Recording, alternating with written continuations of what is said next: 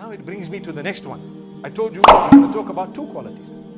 So the caller called, and he called out those who were thankful to Allah upon all conditions, and he said, come out, you go to Jannah before we start with the reckoning with the rest of them. Okay?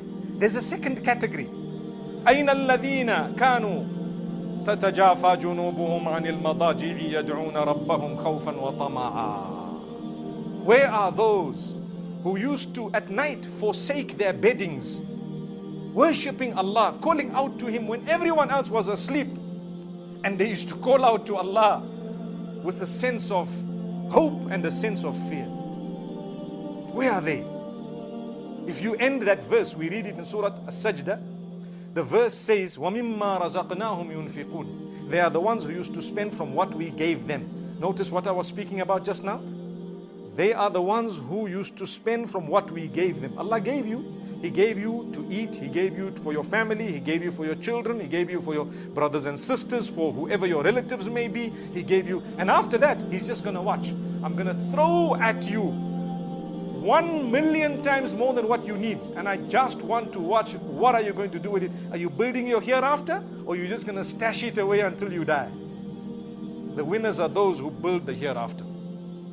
When someone dies, we are quick to say, I want to build a masjid on the name of this person. Why don't we build a masjid for our own name while we're alive? That is a guaranteed act of worship. You did it, you're alive, your name, you did the masjid, you did the borehole, you did the sadaqah jariyah. That is the true sadaqah jariyah. When someone else does it for you after you die, did you ever know there is a possibility that Allah will accept it on your behalf, and there is a chance that it may not be accepted. It wasn't done by you. It was done by someone else. We hope that Allah will accept it on your behalf. But if you did it yourself, that's mine. So let's learn to change the trend, to say the Quran should not be read for me after I died. I must read it while I'm alive.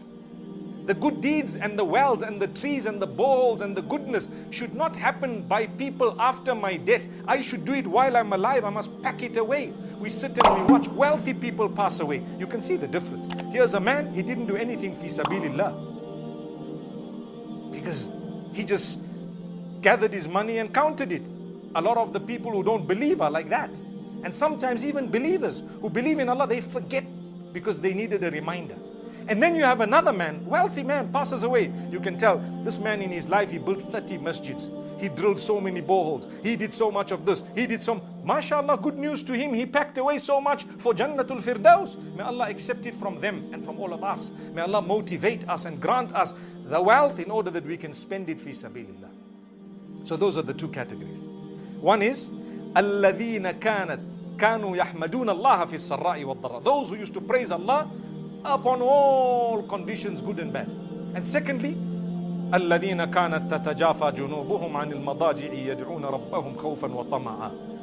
Those who forsake their beddings at night, which means you get up. You know, imagine Allah is telling you, are you ready to sacrifice your sleep? If you are, Jannah is yours. How pleasurable is sleep? You're tired, they call it, you hit the sack.